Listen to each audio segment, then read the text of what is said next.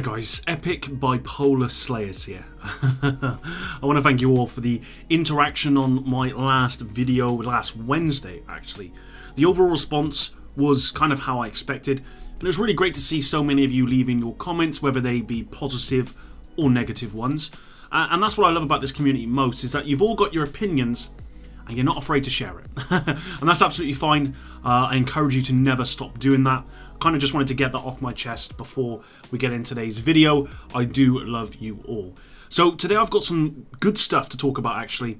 I've made probably at least 3 videos on the news of the huge RPG Overhaul coming in year 2. I've gone over how the stat budget system is being removed and how we're going back to a similar system to the Division, at least from what it looks like, but I don't know that for sure. And now with that reveal on State of the Game, of course, a lot of questions are being asked of the developers on forums. And really there's only one developer that's been responding, that's Fredrik Thylander, the weapon guy. He's been responding since day one, essentially. And I've got a lot of respect for this guy. He gets bombarded with messages on Twitter, good, bad, and sometimes really disrespectful. But he's always very active and vocal with trying to answer everyone. And he's a really good one, guys. So if you want to praise any of the developers, I'd highly recommend you praise Fredrik Thylander. He's really cool. Now, recently, Fredrik has been answering questions when he revealed some good news on gear score. This is a gear score video, guys, so this is going to be one of those topics that everyone's kind of been talking about since the Division 2 launched. Now, Agent Putt actually on Twitter asked him, just speculating here, but did you notice that the gear displayed in the State of the Game of the gear for upcoming loot changes in 2020 were not 500 gear score? Now, this was something I did notice myself. Now, did you notice that both item stats were very similar in how good the item was? Maybe gear score will finally matter. To which Fredrik responded saying, gear score 500 items will have all bars at maximum.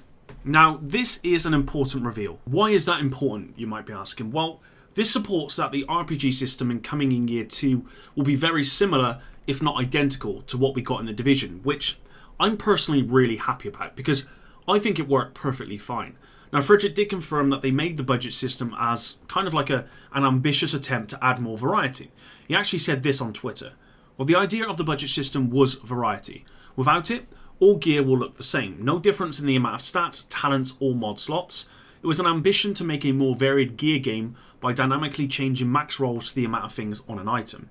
So, with that in mind, it kind of looks as though we are going to be sacrificing variety, at least from Fredrik's perspective, for a gear score system like the Division had, which I believe showed the true representation of your overall power. Now, the Division 2 gear score, to me, it just didn't work. At first, I thought it simply just didn't work, and it didn't represent the power of your gear.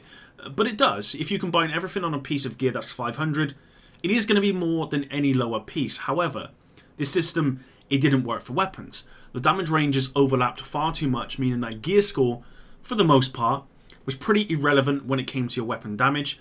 This wasn't the case in the Division. In the Division, the higher the gear score for that weapon, the higher the damage.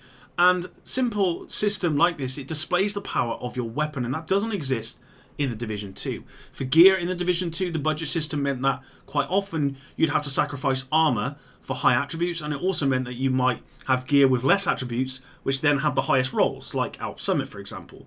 And I just think the whole budget system, whilst it was, when you think of it on paper, it sounds like it's going to work, right? It sounds like it's ambitious, right? But to me, it kind of just overcomplicated a system which was already fairly complicated in the Division 1. I mean, this was a system even in the Division 1 that the developers couldn't really balance that well. So to then overcomplicate that, you're obviously just making that balancing issue even more complicated than it is, and that's why this game has been so out of balance since day one.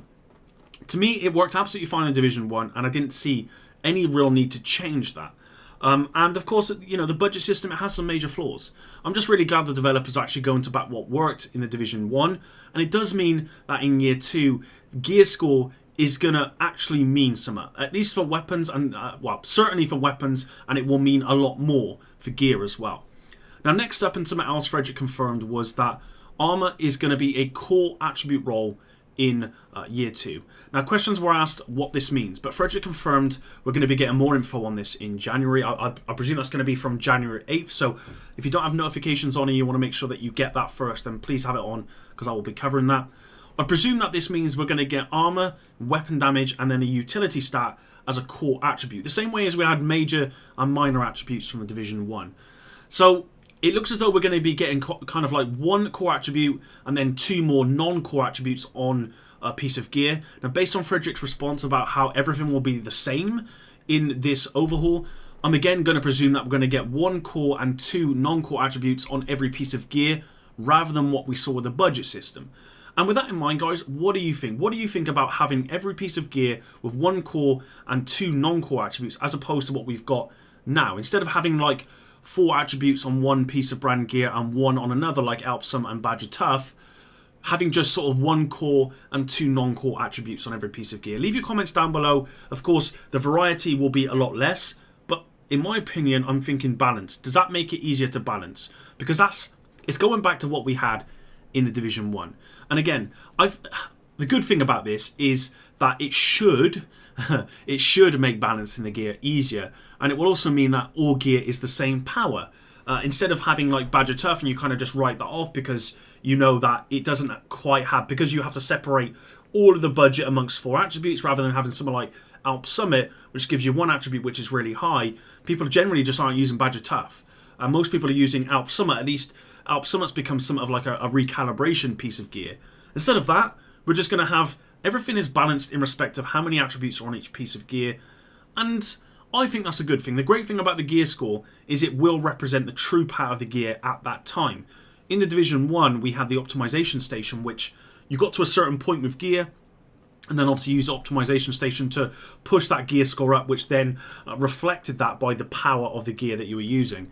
And I suspect that maybe the recal station is going to be changed to be more like the optimization station as well, because we know recalibration changes are actually coming with Year 2. We don't know what they are. Again, I presume I'm going to get that in Year 2, but part of me wants the optimization station and a big part of me doesn't. I think the bigger part of me doesn't, because I don't want it to be a case that we all just get the best gear within a day, because I don't think that's right. However, I can see why people would want it. So we'll have to see what happens with that. I think there's going to be a lot of changes with that whole system, but I'm just really glad they're making the gear score, making it going back to a system what we had in Division 1. I just think it was a lot less convoluted than what it currently is, and it's more intuitive as well. So this is a positive step for me.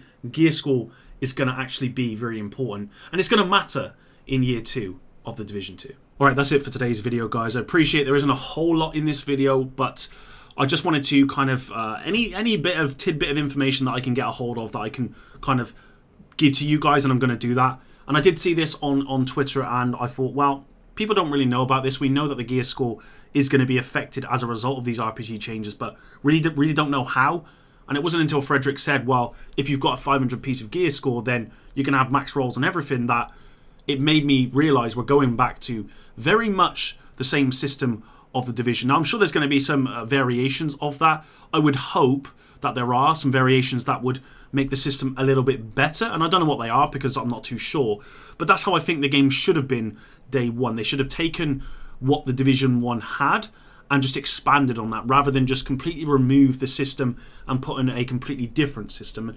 And I think, you know, whilst the budget system has some good stuff involved, it also has some very bad stuff and stuff that can't be ignored, that this system coming in with the RPG Overhaul doesn't have. And I'd happily sacrifice variety for a more balanced experience, which I can't believe I'm saying this, but the Division 2 is less balanced than the Division, if you can believe that. And that's because of this system. It's because this system is so convoluted and so has so many different levels to it that it's just impossible to balance.